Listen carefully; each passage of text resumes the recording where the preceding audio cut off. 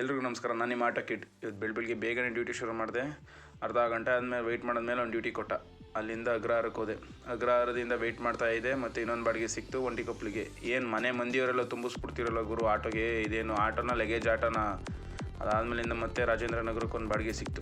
ರಾಜೇಂದ್ರ ನಗರಕ್ಕೆ ಒಂದು ಬಾಡಿಗೆ ಬಿಟ್ಬಿಟ್ಟು ತಿಂಡಿ ಮಾಡ್ಕೊಂಡೆ. ಅಲ್ಲಿ ಇವತ್ತೇನು ಸಂಡೇ ಆಗಿದ್ದರಿಂದ ರೋಡೆಲ್ಲ ಖಾಲಿ, ಡ್ಯೂಟಿ ಮಾತ್ರ ಕಮ್ಮಿ. ಅಲ್ಲಿಂದ ಮತ್ತೆ ರಾಜರಾಜೇಶ್ವರಿ ನಗರಕ್ಕೆ ಬಿಟ್ಬಿಟ್ಟು ಮತ್ತೆ ಅಲ್ಲೇ ವೆಯ್ಟ್ ಮಾಡ್ತಾಯಿದ್ದೆ. ಒಂದು ಜೆ ಪಿ ನಗರಕ್ಕೆ ಒಂದು ಬಾಡಿಗೆ ಬೀಳ್ತು. ಜೆ ಪಿ ನಗರದಿಂದ ಅರಸೂರು